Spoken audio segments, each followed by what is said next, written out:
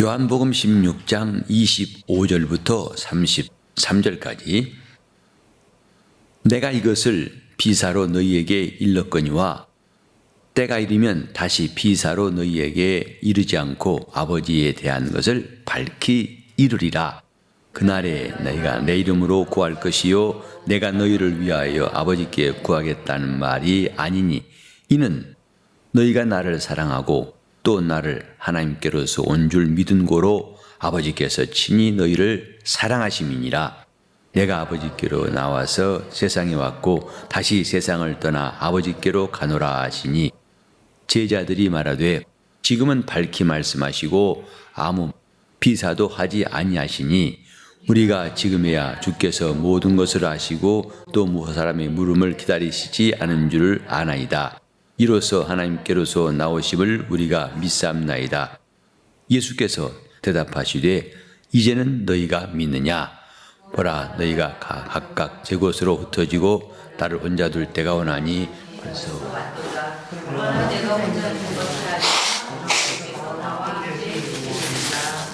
이것을 너희에게 이름은 너희로 내 안에서 평안을 누리게 하려 함이라. 세상에서는 너희가 환난을 당하나 담대하라 내가 세상을 이겼노라 하시니라. 아멘.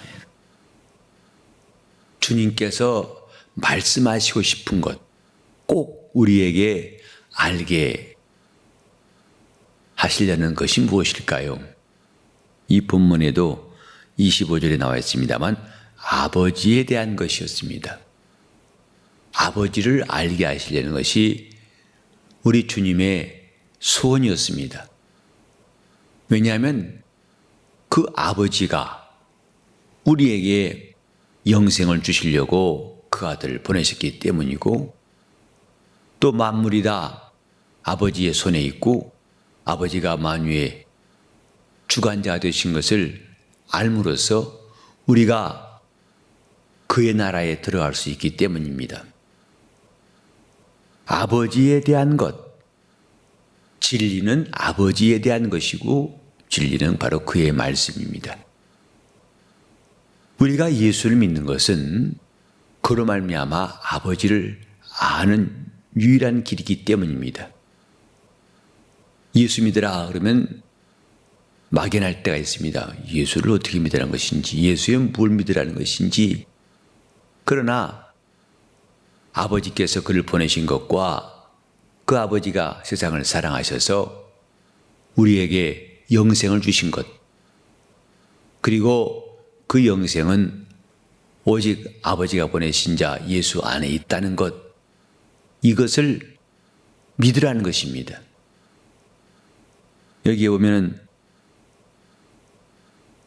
이제 때가 이르면 다시 비유하는 말로 하지 아니하고 밝히 이를 것이다.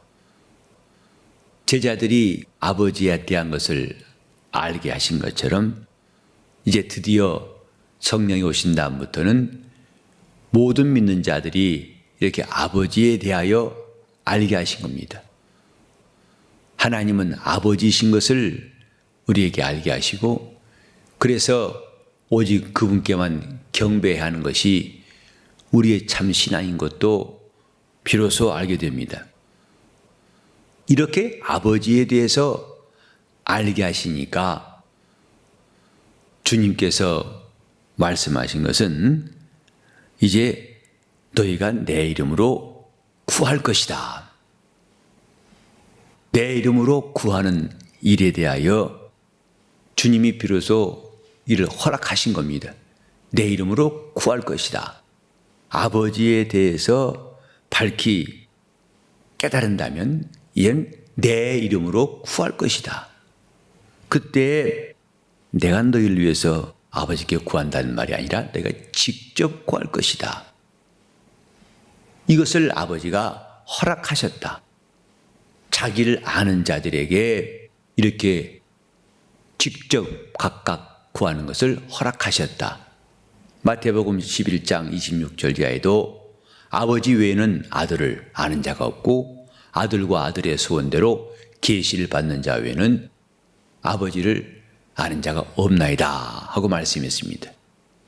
아버지를 아는 자들에 대하여 주님은 이제 내 이름으로 구하라. 내가 너희를 위해 대신 구하는 것이 아니고 그냥 각각 주님께 나와서 기도하게 하신 것을 말씀합니다. 이렇게 된 것은 너희가 나를 사랑하고 또 나를 하나님께로서 온 줄로 믿기 때문에 아버지께서 친히 너희를 사랑하심이라. 25절부터 7절까지는 복음의 핵심이 무엇인가를 우리에게 다시금 깨닫게 합니다. 예수 믿는 것, 그 노래를 부르고 이름을 부른다는 데 있지 아니하고 그로 말미암아 아버지에 대해서 알게 하신 것, 그 아버지의 뜻을 우리에게 깨닫게 해주시려고 오신 분이 예수. 따라서 그가 오신 것은 바로 여기에 나와 있는 것처럼 28절에 아버지께로서 나와서 세상에 왔고 다시 세상을 떠나서 아버지께로 가노라 하신 인자의 일생, 인자가 지나가시는 그 길목을 우리에게 알게 하신 것, 이것이 복음입니다. 그가 아버지를 알게 하시려고 아버지께로서 나오셔서 세상에 왔고 이를 알게 하신 다음에 그는 다시 세상을 떠나서 아버지께로 가신 것이다. 예수 그리스도는 아버지께로부터 오신 분이고 아버지 뜻대로 순종하시고 마침내 아버지께로 돌아가셨어요. 이와 같이 우리도 그리스도와 길을 같이 하도록 주신 것이 하나님 말씀인데, 모든 인생은 그리스도께서 우리에게 보이신 것처럼 우리도 각각 하나님께로 나서 하나님 뜻대로 살다가 하나님께로 돌아가야 할 존재라는 것을 알게 하신 겁니다. 그래서 예수가 길이다. 내가 길이다. 인생은 부평초와 같이 어디서부터 오며 어디로 가는지 그저 이럭저럭 바닷물이 물결이 요동치는 것처럼 왔다가 갔다가 있다가 없어지는 그런 존재가 아니라 어디서부터 오는가? 우리는 영원한 존재의 시작은 거듭날 때부터입니다. 하나님께로부터 나서. 그리고 이 땅에 사는 것은 그의 뜻대로 순종하여 사는 것이고 마침내 우리는 그리스도께서 이미 예비하신 아버지 집에 돌아갈 영적 존재들이고 거기서 우리는 주님과 함께 영생을 할 것입니다. 이 땅에서는 아무리 오래 존재하고 싶지만은 누구나 다 숨이 멎습니다. 그 죽는단 말을 은유적으로 숨지다, 숨이 끊어지다, 숨쉬지 못한다 하는 말로 대신합니다. 누구나 다 숨을 쉴 수 있는 시간이 제한되어 있습니다. 더 쉬고 싶어도 힘들어 못 쉬고 마침내 기운이 진해서 떠나게 됩니다. 이 땅에서 숨 쉬는 것, 그 시간들이 마치 맥박수가 정해져 있는 것처럼 숨 쉬는 횟수도 정해져 있어서 어느 순간에 더 이상 내 허파에 호흡하는 일들이 가능하지 않을 때 그때가 올 것입니다. 그러나 바로 그 나라에서는 이런 바람을 들이마시고 쉬는 것이 아니라 하나님의 영으로, 그 영으로 영원히 살 수 있는 영생을 우리에게 알게 하신 겁니다. 하나님의 숨으로, 하나님의 영으로 숨 쉴 때 그는 영생할 수 있습니다.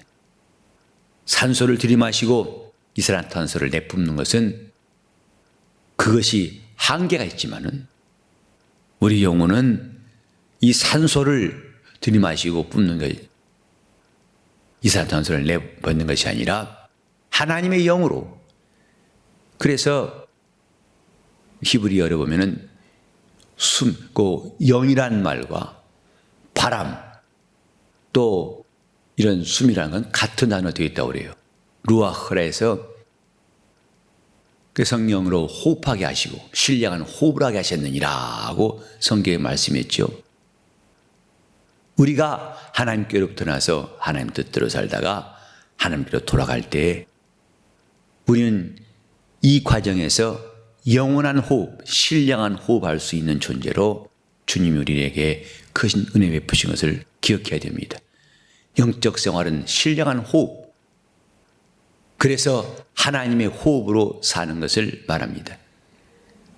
주님께서 잠깐 이 땅에 숨 쉬다가 끝나버릴 존재들에게 영원한 호흡을 주셔서 그 호흡으로 영생케 하시고, 그래서 마침내 하나님 나라에 들어가 살 수 있는 이 길을 우리에게 알려주신 것, 이것이 얼마나 귀한지 모릅니다.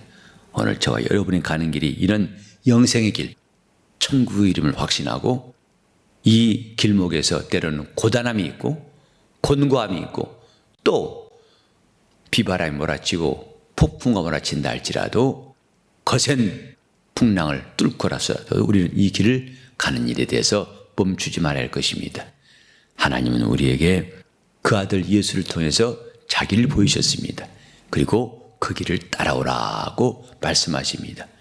이 아침에 기도하는 우리 모든 기도가 이런 주님의 뜻을 이룰 수 있는 시간 될 수 있도록, 내가 지칠 줄 모르고 이 길에서, 이 생명길에서 다른 박질할 수 있도록 주께로 오는 새 힘을 구하시고 여러분 삶에 하나님의 크신 역사의 길을 예수 이름으로 축원합니다.